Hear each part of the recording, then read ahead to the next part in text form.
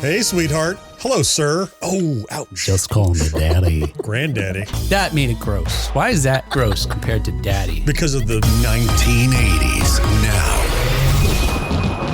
Hey, what were you going to say, John? I got to know now. I do too.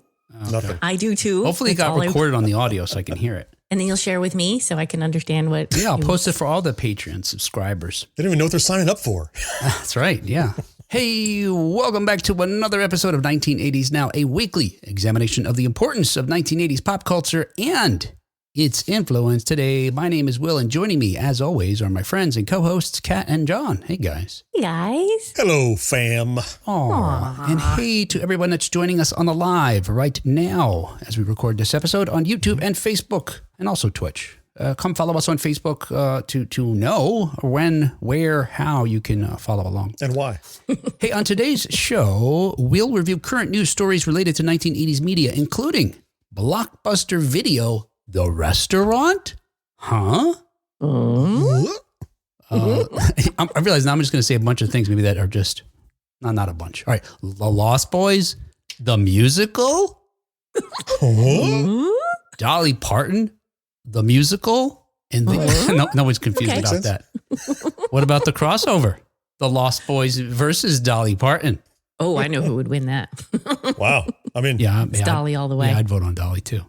Oh, yeah. We're also going to chat about how Steven Spielberg stopped an E.T. sequel that maybe he wanted to make originally. I don't know. ouch. And we'll also chat about the new Paul Reubens documentary, Pee-wee as Himself.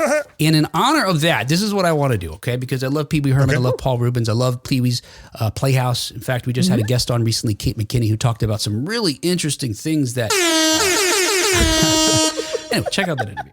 But what I want to say is because I love Paul and Pee-wee so much, today, suggest we have a secret word, just like they had on Pee-wee's Playhouse.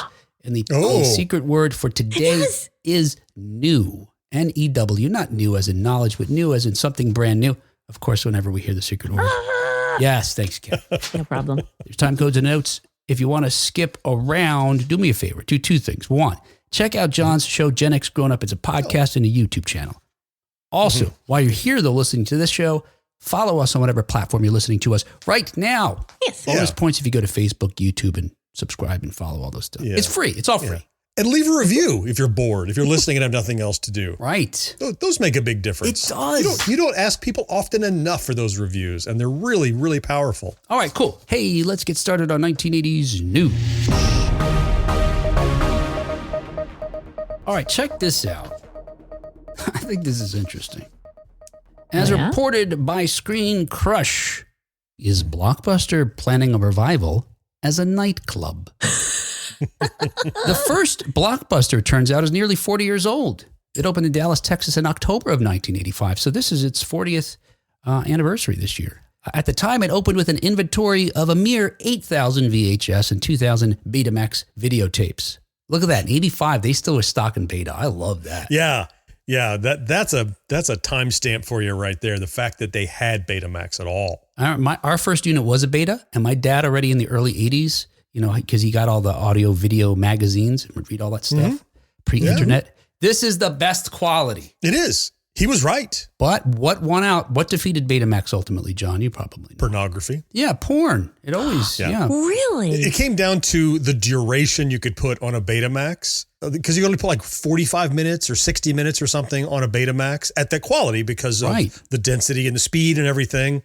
And, most of your quality porn is like 75, 80 minutes long. And you're not going to ship it on two Betamax. Right. And so it's cheaper to put on the less expensive VHS, right, Kat? Yes. And so therefore people were buying VHS players to watch Wow Chicka Wow Wow. And now that they had it, they would rent other movies in that format. And that led to its eventual victory over Betamax. I did not know why. Suddenly Kat's not pulling anything out of her supply of things, of nostalgia. You're pulling Betamax or a porn tape or something in reach? If I went downstairs, I could get a VHS tape, but it probably has Chitty Chitty Bang Bang or the Monkeys on it. Thinking about that, how you've explained the difference between beta and VHS, that means in the early 1980s, we were seeing low-res porn when there was a higher quality that we could have watched. Listen, we watched it. 360 by 240 was fine for me when I was downloading for BBSs, so really the quality wasn't the issue. Right, and we talked about that dot matrix thing you had printed out before. So initially, David and Sandy Cook used the proceeds from the sale of a prior business that David had to open a Video Works franchise. But when the parent company wouldn't allow them to decorate the interior of their franchise with blue and yellow colors, they said, screw you, Video Works. We're starting our own thing, and we're calling it Blockbuster. Yeah, we're big Cub Scout fans. Is that blue and yellow? Yes. Okay. Yes. Those are, yes. But just 2 years after that, in 1987, they already had 19 locations throughout the area. And at that time, a baron of waste management, a gentleman named Wayne Huizinga, I'll say, purchased a controlling interest in the burgeoning chain, and the Cooks left shortly thereafter. And following the business model of McDonald's founder Ray Kroc, Huizinga. You're making up all these names. I feel like isn't that what is that what that superhero says when he turns from a little kid into a superhero? Huizinga! No, it's something else, I think. You're thinking of Shazam. Oh, yes, right, Shazam, right. Huizinga built the company into a multi-billion-dollar industry by the end of the 1990s. You know, I found this little side note that's interesting and a precursor to what we're about to talk about right now. In the 1990s, Blockbuster actually attempted to expand its offerings. At that time, they operated an indoor theme park called Block Party, where, according to Park Rover's website, guests could enjoy a, quote, city street theme with high-tech attractions designed for 18 to 45-year-olds, end quote. But instead, according to Review Time, the destination became a, quote, hotspot for rowdy 20-somethings, end quote, and flopped. And it is then to those 20-somethings they're marketing this new Blockbuster nightclub. Yeah, you're right. That are now 40-somethings, et cetera. Right. Now they can't get so rowdy. Okay, finally we're ready for you. Of course, more recently, in spite of its efforts, Blockbuster couldn't keep up with the age of digital streaming services and filed for bankruptcy in 2010. Yep. Now, famously, of course, as you guys know, there is still one Blockbuster opened. That's in Bend, Oregon. Yes. Still there? Yeah. Still? Yes. Wow. I keep hearing rumors of it's on the ragged edge of any day now, but I'm glad it's still around. Yeah, to my knowledge and my latest research, it's still open. But the store, which is opened by Ken and Debbie Tischer, it doesn't rent videos anymore. It seems like 80% of their revenue comes from selling merchandise. Okay. It turns out the DVD vendors that previously supplied them with movies have gone out of business or have minimums now that this, mom and pop shop can't afford. That's also the gold and silver pawn shop in Las Vegas's business model. Like if you visit the Pawn Stars store in Vegas. Is that right?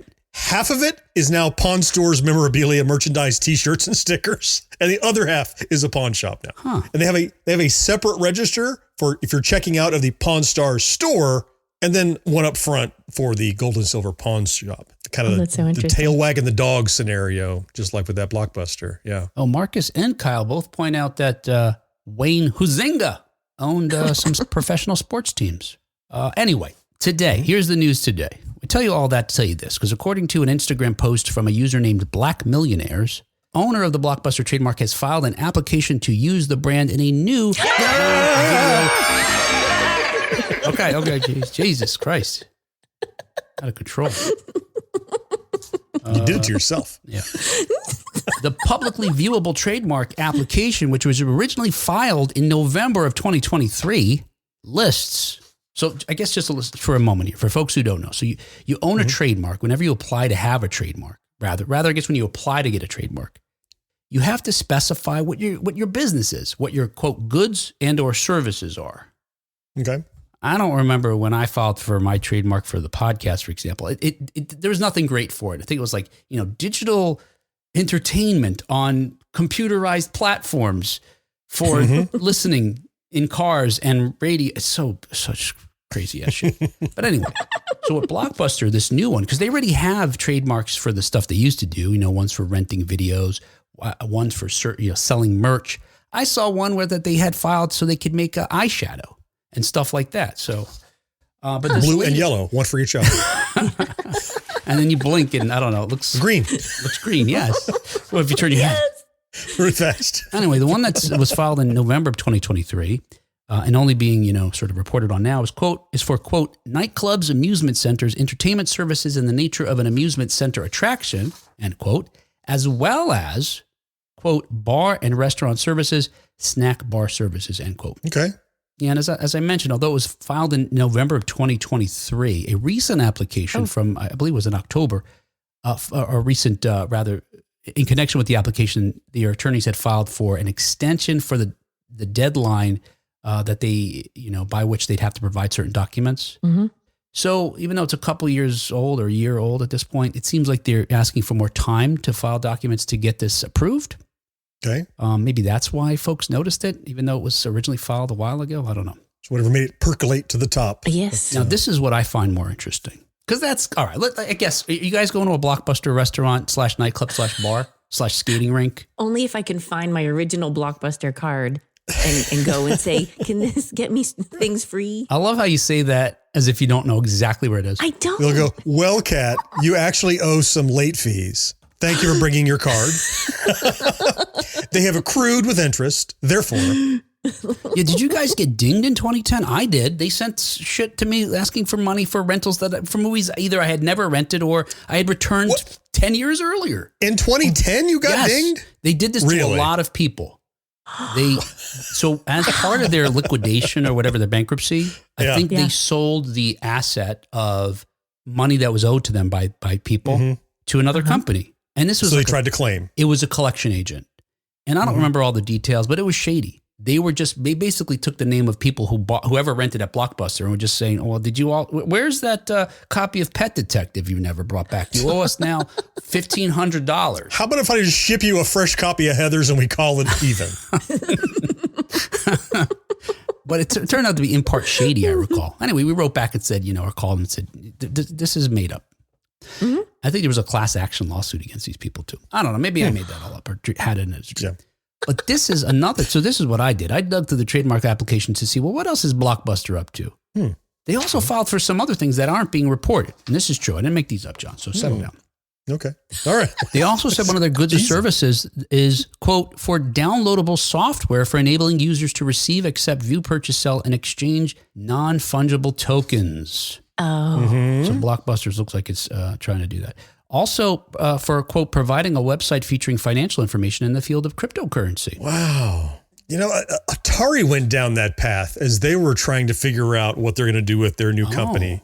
You might recall they haven't totally given up on it. They have steered away from NFTs and stuff and crypto, blockchain stuff. And there's talk of Atari hotels coming. So it's not so far from this Blockbuster thing. It's almost like the Blockbuster trademark holder said, well, work for Atari. They're nostalgic. Let's give it a shot and try all these things that, by the way, Atari has kind of put on the back burner now and focused on their retro aesthetic, but interesting. Yeah. I would love to see a study that shows what portion of our generation is into NFTs that buys into that shit. I feel like that's younger people mostly.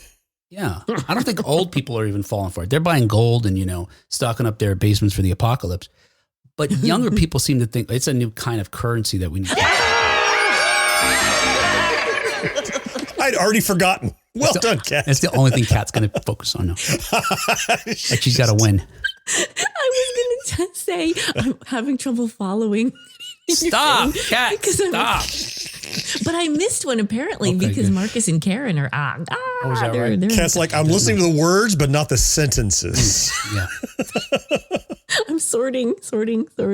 Yeah, I don't know. I just feel like whatever. I mean, they're doing whatever they can, I guess. I guess in a sense, creating NFTs obviously is a low cost of entry for them, I suppose. Unless they're creating their own Bitcoin, then that's a whole other disaster. Anyway, whatever.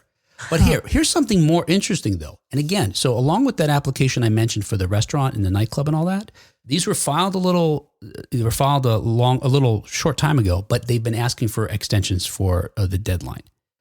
including this one that they also just recently asked for more time. Another good in service they've applied to offer is, quote, streaming of audio, visual, and multimedia content in the nature of audio and video material via the internet, end quote. I don't know. What is it?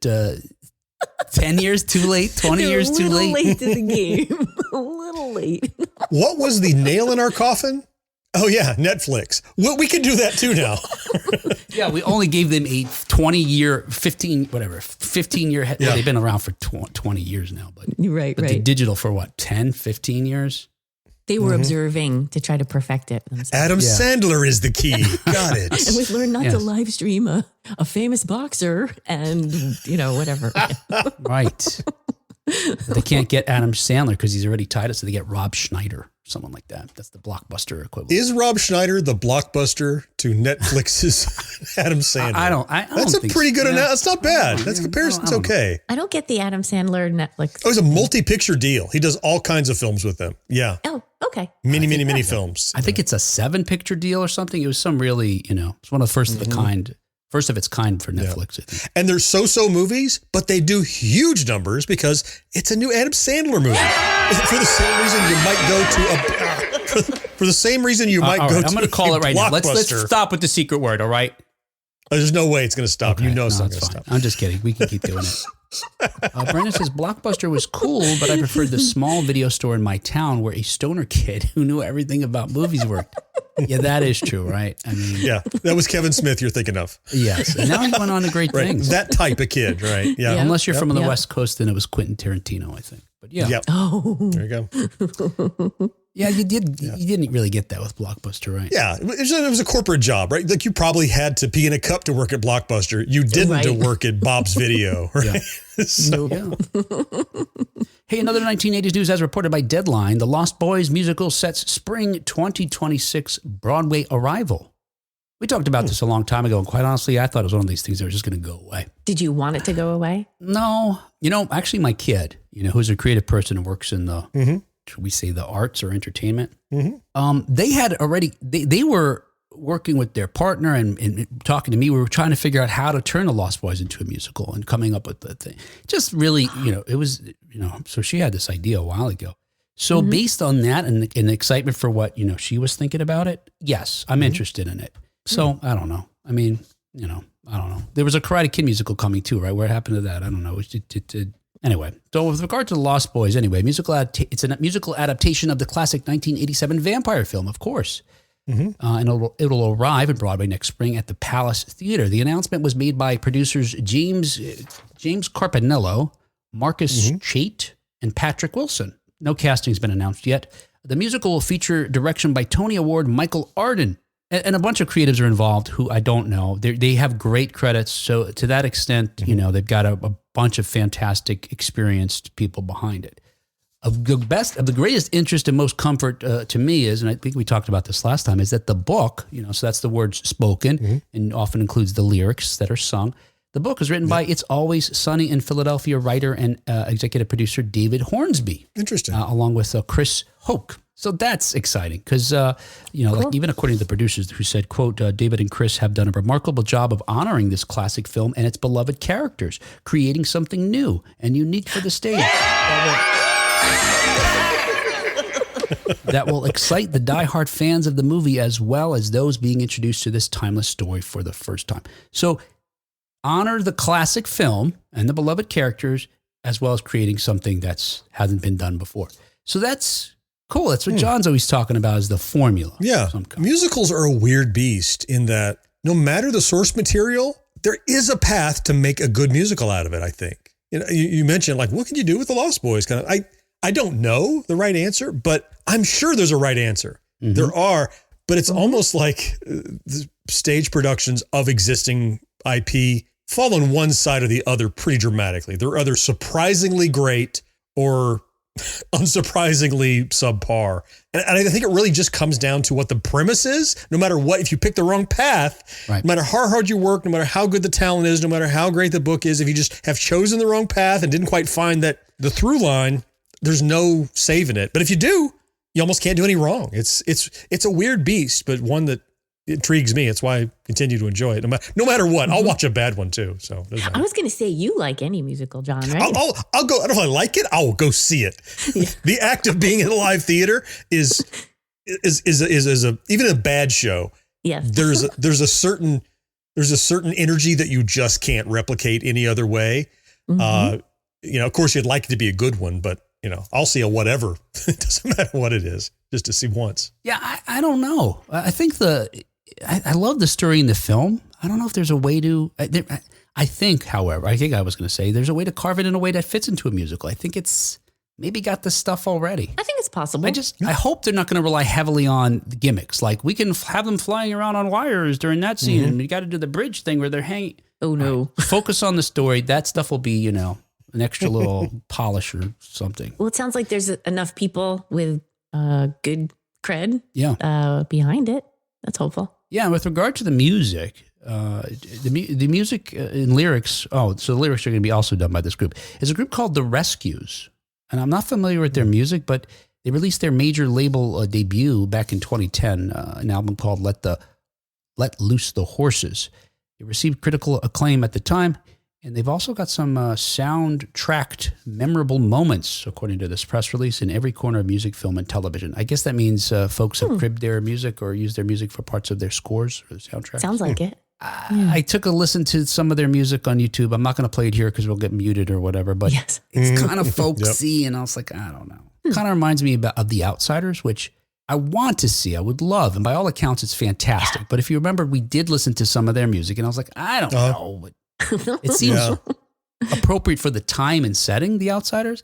I don't know that folk music is what I imagined for the Lost Boys. That soundtrack, had a lot of rock and roll and new wave leaning, joints. They're kind of a biker street gang, but don't have, instead of bikes, they have fangs. It's like, that's their, they're bad boys. They're outsiders. No pun intended back to The Outsiders. But I mean, the Lost Boys are a gritty gang. And so it's not like folksy, hey, gosh, shucks, kind of like you expect from that. Doesn't mean just because that was their first album doesn't necessarily mean that's the only style they do, though. So I would hope they could expand their range for this. And aren't they going to include any of the original songs? What I've read, no, not necessarily. In fact, what they said is they've written a bunch of original songs, and they've even tweaked some of their own songs, The Rescues, to fit the musical. But no mention of using any of the songs from the film. I don't know that any of the songs in that film are like, you gotta have it. They're of the time. It's not like you couldn't do The Breakfast Club without Don't You Forget About Me. Like, it was like, that's gotta be there kind of thing. But I can't think of any song in Lost Boys that like, well, that's absolutely, when I hear that song, it just screams Lost Boys to me. So maybe you can get away with, different soundtrack. Except there needs to be a saxophone player. As Brandon pointed out. There has to be a saxophone solo by a muscled up guy. Beefy, oily sax player. Yep. What about Thou shalt not fear? Cry, little sister. Right. That's Lost Boys iconic. Yeah, I guess so. But it's going to be something else now, apparently. So maybe not so iconic. Yeah, with regard to the music, Chad writes, to get rid of the Lost Boys musical, just have Corey Feldman singing it. No. Yeah, can he reprise his role? That'd be hilarious, wouldn't it? Oops. Karen agrees, saying Corey's singing is rough on the ears. It's not even his singing; it's just his whole shtick, right? He always looks like he needs a bath all the time.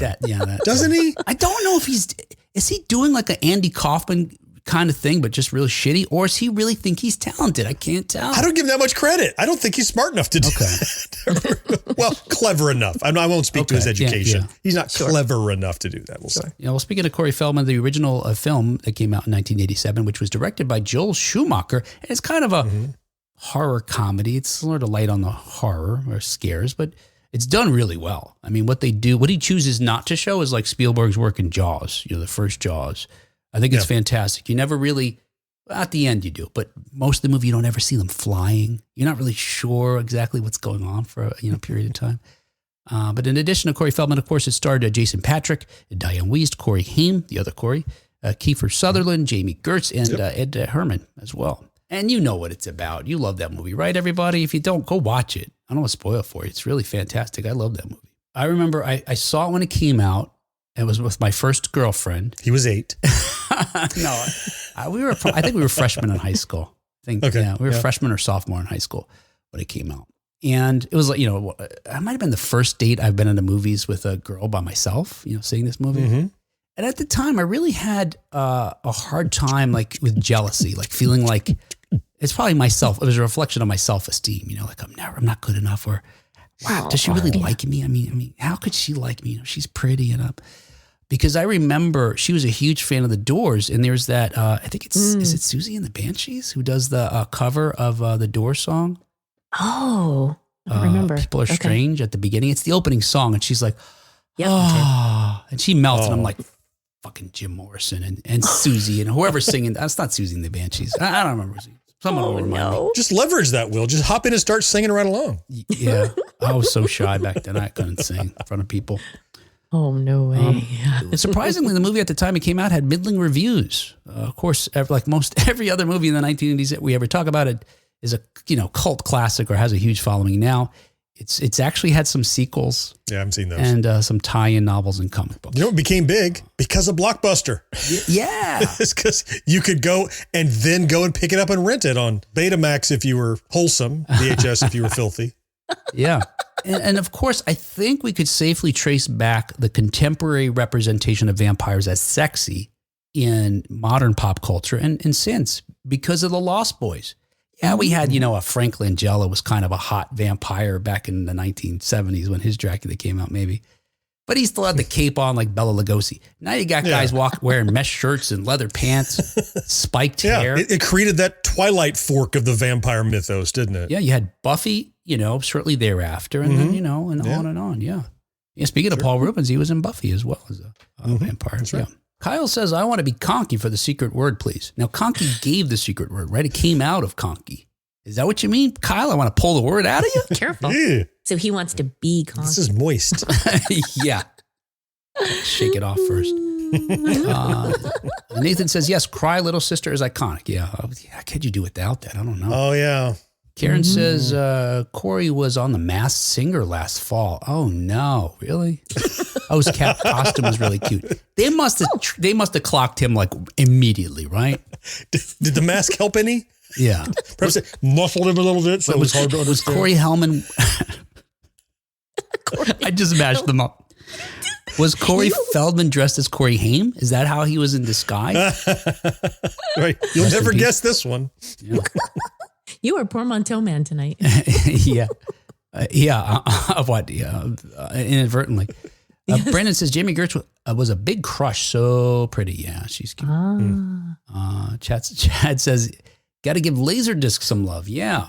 You know what we had before Laserdisc was the CED. It was, giant disc format like laser, but it was unlike a laser that read it. Before that, it was like a vinyl. It was like a needle, like a stylus that would read the data. Yeah, and that was a higher quality also than vaguely tapes. Remember that? Never saw it or had it or don't even see it anymore. Like I'll still see laser discs in vintage stores. I don't see CEDs. Yeah, I remember the video on vinyl. I remember hearing about it. The laser disc eradicated it. I think even VHS probably eradicated it as well because we had that in the Betamax before we moved to VHS, and then that was that. It was over. Yeah. Hey, in other 1980s news, as reported by Billboard, Dolly Parton, an original musical, is going to get its Nashville premiere. So Dolly Parton's also got a musical coming up. Good. And it's going to premiere in Music City before heading to Broadway in 2026. The musical brings Parton's life to stage and her enormous breasts. It will launch a 4-week limited engagement at Belmont University's Fisher Center for the Performing Arts this summer. Preview performances start July 18th, followed by the opening night on August 8th. The musical will run through August 17th. You see, I was thinking like, all right, so we're going down to SFGE. Is there a way that I stop there and then the way there or way back? SFG is early this year, though. It's in June. Yeah, it's in Not end of July. June. Oh, you're kidding? Yeah, no kidding. Oh, wow. End of June. Okay. Yep. That's like a full month early then, right? It is. It Yeah, is just about. yeah. Okay. Yeah, It yeah. falls on my birthday this year. Oh, wow. Oh. Mm-hmm. Oh my gosh. Expect extra hugs, Joe. How? How? Yeah. How could there be more? Yeah. You're like, I'm just looking at you. Cat's already just on you. Right. How could I get more Cat's hugs? She hasn't left. Challenge accepted. Right? Yeah. Just going to hold on to you. on your back. Drag like a Yeah, like a child. I asked him if he could do that last year when he could barely walk himself. I said, you can walk around it like this, can't you? Sure. Back to Dolly Parton. Yes. Parton is a native Tennessean and has lived in Nashville for 60 years. Per Parton, she says, quote, I have always wanted to do my life story as a musical, and I just thought I wanted to see it done while I was still around to be able to oversee it and make sure that it's done properly, the way I would want to see it. Nice. Quote, I'm hoping for a coal miner's daughter caliber, raw, deep dive into her early life. I mean, we got that with Loretta Lynn. She did it in her songs already. And certainly Dolly has some of that, you know, her days being poor, you have like Coat of Many Colors and things like that. Right. But she doesn't have that signature, you know, my life kind of song. And first of all, you know, you're going to get all the best songs because Dolly's behind it. You're going to get Dolly's song. So no problem there. Mm-hmm. But original songs, I can only imagine going to be something in there that's going to be emblematic of summarizing her life and career. I'm really excited about it. She's like a superhero come to life, like with her good works and her benevolence and her outreach. And remember when they had all those fires in Tennessee and she basically like paid everyone's mortgage while they were rebuilding or something for several months. She uses her money in ways that like Batman would use his money. It's just like incredible.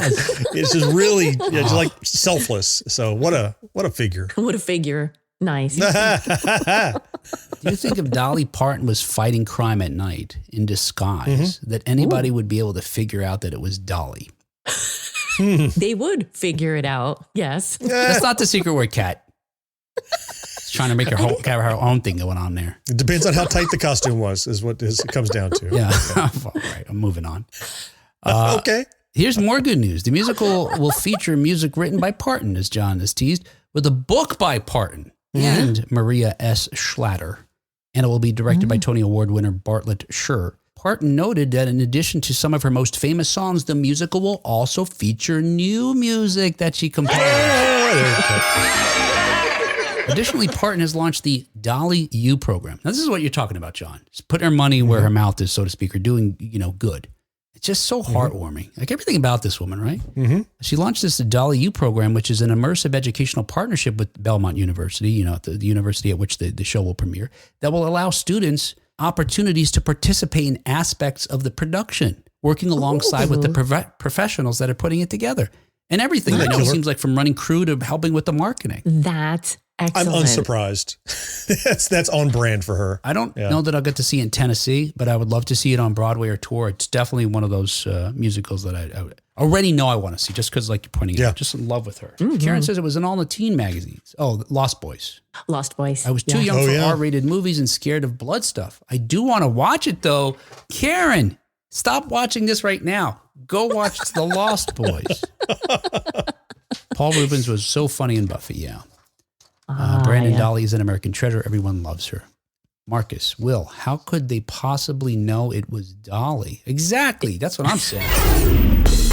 Hey, we are so lucky to have you listen to our show. Thank you so much. But did you know our show is only able to be produced week after week thanks to folks just like you who give us $1 or $2 or $5 or $10 or $20 or $25 every month to help us pay the show bills. If you'd like to help us, please go to patreon.com/1980s now to find out how you can do that. If you can't afford to do that, follow us on Facebook, subscribe on YouTube, write us a review on the platform you're listening to us on right now. And whatever you do, thanks a lot. It truly means so much. All right, hey, another 1980s news. As reported by Variety, Steven Spielberg wanted an E.T. sequel and then stopped the studio from making one. So E.T. the Extraterrestrial opened in theaters in 1982. And not only was it the highest grossing movie that year, but it also surpassed Star Wars to become the highest grossing movie ever at the time.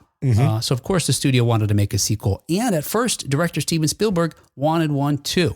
Spielberg, who recently reunited with his E.T. actor Drew Barrymore at the TCM Classic Film Festival, said he once considered the idea of making a sequel to the cultural phenomenon. Spielberg said, quote, I flirted with it for a little bit, just a little bit, to see if I could think of a story. And the only thing I could think about was a book that was written called The Green Planet, which was all going to take place at E.T.'s home. End quote. Yeah, the Book of the Green Planet. You might be familiar with this. We had heard rumors. I remember at the time hearing rumors that there was going to be a sequel. I didn't know it was going to be based on this book, but what we had heard was that it was going to set or take place rather on E.T.'s home planet. And that's what this book is. It was released in 1985 by an author named William Kotzwinkle, who actually previously wrote the novelization of the first film.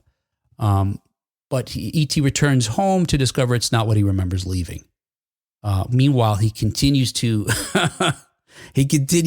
watch Elliot grow up from across the galaxy. Ooh. He's getting so old now. Muscular. Oh, no. Is he lifting now? Oh, now he's playing the sax. Was it an alternate plan for the original or a potential shelved sequel? I heard that had to do with like another alien that was like an E.T. hunter. Oh, like a violent one. Right. Yeah. There was another potential sequel thing I heard, or maybe it was canned for the original. Anyway, but like going to E.T.'s planet, I always thought that completely changes. Like if you see Star Wars, if you go see Star Wars 2, I know it's Star Wars 5, doesn't go see the next Star Wars, you want to see the same people in the same outer space with the same bad guys kind of doing the same stuff with a continuation of that story. This would have been so divergent from what made E.T. so beloved, which was this kind-hearted, though oddly powerful, but vulnerable fish out of water character. It's just like in the universe of E.T. is all it would have been. It wouldn't really been, I guess, a sequel legally, but it wouldn't have been a sequel to that. I don't know how you follow that up. And I think Spielberg was right to finally go, yeah, not really. We can't really follow that up. I agree. I don't think the long distance relationship between, E.T. and Elliot would have worked. I don't think so, huh? Get a look at this kid, though. My gosh, he's a man now. Yeah. He could be in the Lost Boys. I mean, when I see him, I'm just like, ouch. Oh, no. Leaves little tracking chips in the Reese's Pieces to help him find out where he is any given time. Eat the Reese's. Come on. Eat them. Eat them. One at a time. Ooh. This is so creepy. Yeah, E.T., cut it out. All right. Anyway. But when the Oscar winner ultimately decided that a new E.T. film would not be good, he had to fight the studio to keep one from being made. I missed it. Not done. I was late. And because he didn't have control over the IP, fighting the studio wasn't an easy task. Spielberg said, quote, before E.T., I had some rights, but I didn't have a lot of rights. I didn't have what we call the freeze, where you could stop the studio from making a sequel because you control the freeze on sequels, remakes, and other ancillary uses of the IP. I didn't have that. I got it after E.T. because of its success, end quote. So yeah, but please, you can't make this movie, I'm telling you. No, we can though. Oh, come on. Then he's like a cat on John, just on the head of the studio. All right, then I live here. I live here now. All right, Steven, fine. Let go already. I spent the last 90 seconds trying to think of a filthy spin on Phone Home, and I just couldn't. So, yeah, I'm let it go. You guys had the whole finger thing go in one episode. What was that all about? I don't even cat. Cat. I don't remember that. What's wrong at all. with you? It's disgusting. You can't prove anything. Never. Bunch of lies. Help me, guys, in the comments. Okay, here we go. Phone Home. Hey, Elliot. It's me, E.T. What are you wearing? There, he phoned home. Okay. Spielberg's E.T. held the record for highest grossing film for 11 years until it was surpassed by the director's own Jurassic Park. It also earned 9 Oscar nominations, including Best Picture and Best Director, and won 4 prizes. The back-to-back success of Raiders of the Lost Ark and E.T. made Spielberg Hollywood's biggest... There's a lot of B's in here. Made Spielberg Hollywood's biggest blockbuster. He should have made Blockbuster the secret word. Blockbuster director. All right, finally, in 1980s news, as reported by The Hollywood Reporter, Paul Reubens explores Pee Wee Herman and his own identity in a new documentary. Pee Wee as himself, a 2-part documentary from director Matt Wolf, premiered at the Sundance Film Festival on January 23rd. Culled from over 40 hours of interviews with Paul Reubens and his friends and family, the 200-minute film paints a complex portrait of the artist behind the high-pitched, bow-tie-wearing character. Paul Reubens, who sadly died in 2023. You know, did I say this to Kate McKinney when we talked? No. I said it when I was recording an intro. It occurred to me that, you know, on our Facebook page, I never post about people passing, honestly, because it bums me out. And in particular, there's way too many at our age. There's way too many. It would be all you cover. Yeah. That's it, John. Not only does it bum me out, but it's a reminder of all that's to come because we're just at mortality. That age. Yes. Yep. But I posted about Paul Reubens because I don't know. I just did it. It was just like, I didn't even think about it. I just did it. And it was only after reading Kate McKinney's book, I Know You Are, But What Am I, that I started realizing how important he was to me in a sense. And, you know, when I talked to Kate, and you can listen to the interview if you haven't. That's great. You know, they talk about how in their book, in part of the book, they talk about how the show was queer coded. And this is at a time when Paul Reubens was not out. He came out in this documentary. But the show was created by, written, produced, etc., by a lot of members of the queer community. And you didn't need to know that, though, as a member of that community, it turns out, to feel that the show empowered you to just be yourself. It made you feel a little bit better about being yourself, as different as society may treat you. Now, I'm not a member of that community, but in hindsight, reading the book, I realized it did that for me too, that show and his character. It's a good message for anyone. And especially when you're growing up, I don't care how cool you are, you feel like an outsider. Right. Always. Yeah. Yeah. And even today as an adult, you can suffer from imposter syndrome or, you know, be in other situations where you think you're in over your head or you don't belong or, you know, but yeah. But as a young person, I often felt that, like I gave you that example of, you know, that date I had early in my life. But yeah, Pee-wee, there was something about this guy, and in particular, and Kate really sort of said this, and I was like, oh my gosh, you're right. Throughout most of the 1980s, and his movie came around the mid-80s, and the show came towards the later end of the decade, the examples of men in film and on television we got were Sylvester Stallone, Arnold Schwarzenegger, Bruce Willis, these muscular guys who were good with guns and fighting and all these things. At the time, that was not where my interests lie. I admired those guys. I had wished, you know, I could be a hero of some sort. But I more closely identified with this, you know, semi-effeminate man-child who just behaved however he wanted, and he expected the world to, you know, love and, you know, appreciate and respect him. And for the most part, they did. And in many cases, that character, I won't say I'll say that character, because there really is a delineation between the two, but that character expected the best back from many of the people he interacted with, and was surprised, didn't know how to deal with it when they were acting like regular people. Right. He felt that I think he felt like he was the magic that made everyone feel childlike and whimsical. Whether he did or not, that was his expectation that you would see when he interacted with normies. Right. You're reminding me of when he would say, I meant to do that. And I always loved that. I just loved it. It just sort of, it made it okay. You know, the oopses that we all do. It just sort of gave it a nice and funny twist. Well, as I was about to say, you know, sadly he died, all right, in 2023. Yeah. Yep. And before that, he had spent so many years as his alter ego that it became impossible to know who the man was. Right. According to reviewer Daniel Feinberg, one of the many pleasures of the HBO documentary is getting a sense of Reubens as a separate personality. But the possibility never quite leaves your mind that, quote unquote, Paul Reubens is featured in the film, and maybe as every bit as fabricated as Pee Wee Herman. Wow. So we get to some sense of the man that created this character, but even the documentarian in the audience is left wondering, you know, how much of it is a put on? Maybe. When I first became aware of Pee Wee Herman, I'm not certain I knew that he was not just Pee Wee Herman as a person. Yeah. I don't know when I learned that he had a different name. And I remember feeling a little like, oh, that's not who he is. Did you just think he had some kind of, how do I say this in 2025? Some challenges, maybe? He was on the spectrum, maybe, you thought? Possibly.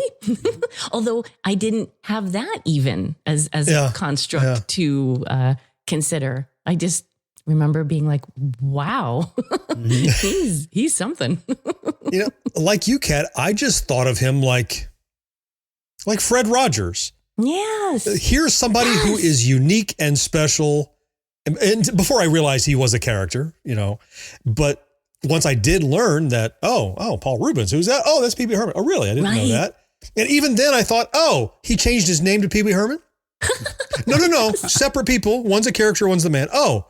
And once I did finally come to the realization, the man, Paul Reubens, has been an enigma to me. I'm not sure. I've already put this on my to watch list because I'm not sure I know who Paul Reubens is without the mask. Okay. I've seen him as Pee Wee Herman a ton. I've seen him in other roles that he's played in other films, but that's not him, right? That's a character he puts on. I don't know if I've ever remember seeing for any duration, a talk show or whatever, maybe he's been out there, but seeing just the man be the man, he often would appear as his character in public anyway, if you would have him on a talk show or something. So it's going to be interesting to maybe see what he's like without the mask on, or maybe not. We'll see. But I'm intrigued just because of how emblematic he was of, late 80s, early 90s kind of culture, pop culture, at least. Yeah. It's very much like Cassandra Peterson as Elvira. Sure. Right. Yep. She would, always appear as that character in TV shows. She actually has a cameo as a different character in Pee-wee's Big Adventure. Yes. But you wouldn't necessarily know it. And they were friends, right? Not only were they friends, they both came up through the Groundlings, together. Right. That's exactly right. Yeah. And a number of folks who made it on the Pee-wee's Playhouse actually were Groundling members as well. And that's where he first developed that character. I want to see the documentary. Absolutely. Me too. In addition to interviews, the film includes footage of the elegantly androgynous young Reubens forging several of his constructed identities, experimenting with characters over the years, even well before Pee Wee Herman ever took stage. According to this piece in The Hollywood Reporter, the reviewer says the first episode is dominated by Reubens' storytelling and reflections, which include appearances by family, friends from his youth, college, and Groundlings. And that episode takes us through Pee-wee's Big Adventure, complete with an interview from Tim Burton, by the way, the director of that film. Okay. And the second episode picks up with Pee-wee's Playhouse and many of the show's key collaborators, including Lawrence Fishburne, Lynn Marie Stewart, and Natasha Lyonne, who at 6 years old made her television debut on the show. I did not know that.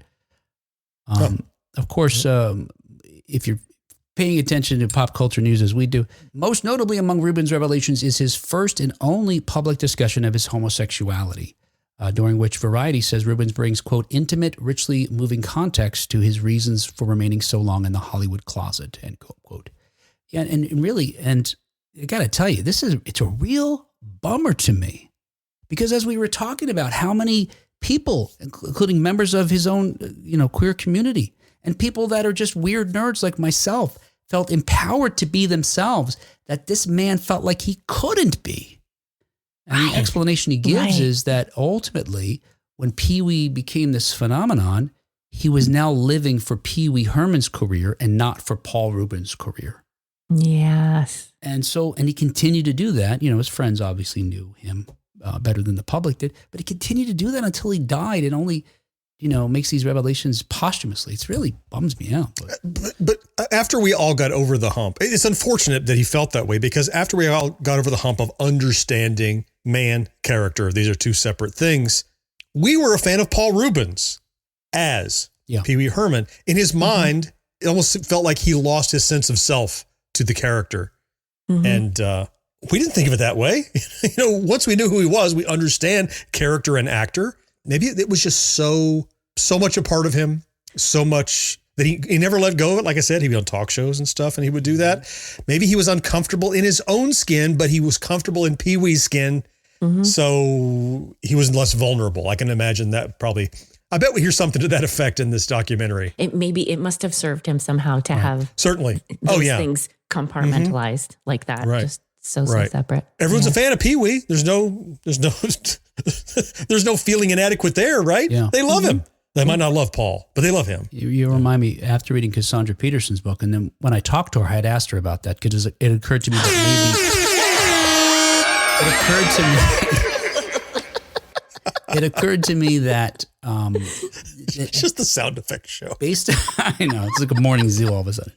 That based on her experiences in her early life, which are, she had some trauma early on, that she created that character as a armor. She felt, and she said, I think I can see that. Probably right. Yeah. Yeah. Unfortunately, although Reubens begins the documentary by saying he'd like to, quote, set the record straight on a few things, end quote, he didn't divulge to the filmmakers that he'd been battling cancer for close to 6 years when he sat down for the camera. Wow. Another one of his secrets.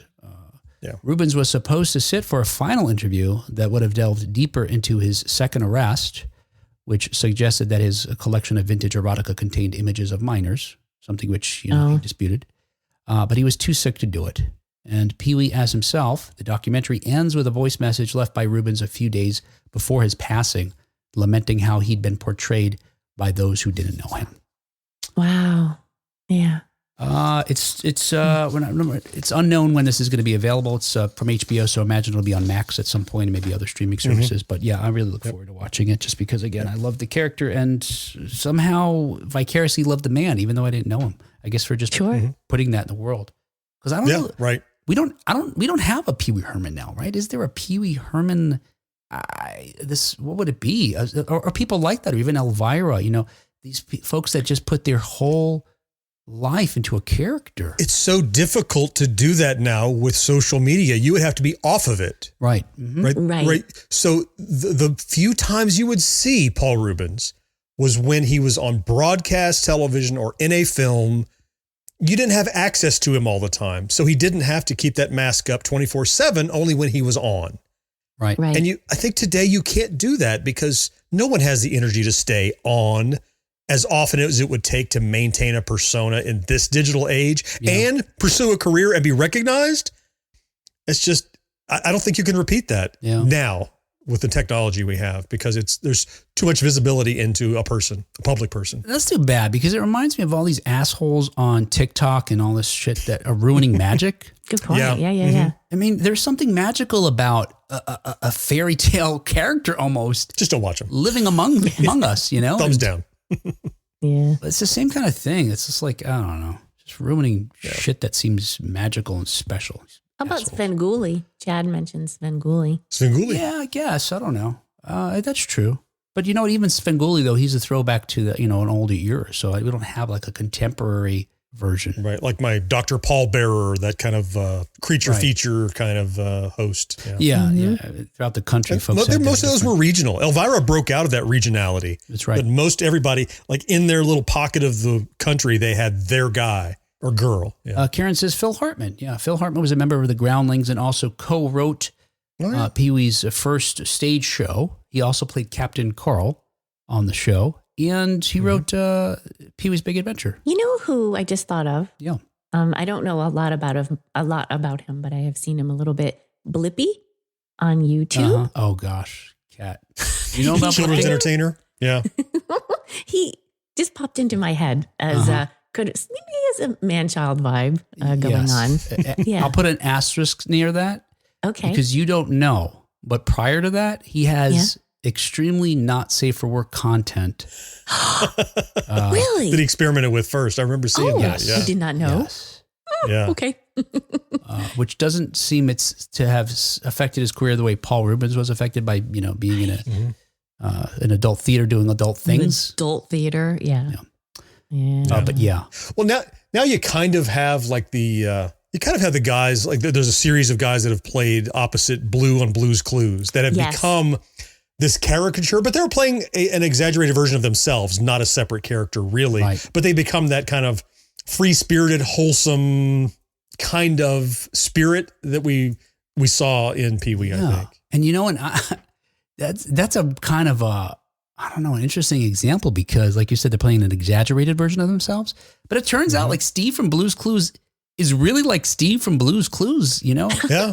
His messages he records and stuff. It's so heartwarming. Yes. I love that. I think it's authentic. It's not a character. Yeah. Mm-hmm. Karen says the closest I can think of is when Matt from Dinosaur Dracula would dress up as Mad Matt at Halloween. I don't know any of these references. We'd put on red contacts and talk with a different voice. Do you know what this is, Kat? No. I don't. I thought you were okay. I thought you were oohing because you know. No. She wants to see it, not because she knows. I'm curious. I want to see Red Contact. Karen also says, I had no idea when I was watching it as a child that Cyndi Lauper was Cherry. I don't believe that's true. But Karen also says, and sang the theme song. That is true. Cyndi Lauper did sing the theme song. That's right. I was not aware of that. I don't believe she voiced any of the characters, though. I could be wrong. All righty. I think that's it. That was the show. And our show is brought to you thanks in part to our early adopters, Rick Parker and Karen Flieger. Thank you. And thank you especially to our Secret of Our Success level Patreon supporters, John Henderson, Brandon Greer, Nick Guillory, Marcus Taylor, Tony Great, and Matt Marino. Yes. I was hoping for some new names. Can it count if she does it like that? It's not even. That's kind of self-serving. Can you do your own secret word? I just wanted to do it one more time. It just has to come out naturally. See, there you are, wrecking Kat's good time once again. All right, there you go. There we go. I got it for you, Kat. Thank you. Yeah, and a special thanks to Marcus, who actually increased his pledge to 1980s now. This guy, he's done it like twice now, I think. Just a fantastic, fantastic guy. He has money he doesn't know what to do with. Thank you, Marcus. Yes. We'll tell you. Thank you, Marcus. We'll tell you what to do with it. It's easy. But thanks. Thank you, Marcus. Thanks to everybody who helps us produce this show week after week by sending us a little bit of their dough. We thoroughly appreciate it. Many of them join us every week when we record live as well. And you can too. You can not only join us live, but you can help support the show by going to patreon.com/1980s. Now, any amount per month is appreciated. I think the lowest you can give is $1, but $5 would be fun too. $100 would be great. $1,000. You want to write a $10,000 check? We'll stop recording the show. Just pay us to go away is what you're saying. That's fine too. If you can't do that though, go to Facebook and share a post, subscribe to our YouTube channel, follow us on the platform you're listening to right now. Tell a friend about this show. Write a review like John suggested earlier. Seriously, it has an impact. These really computers listen to the humans. Otherwise they do what they want to do. We don't want that. Chad says, I guess I have to go back to listening to Gen X. No, you don't. We have back episodes.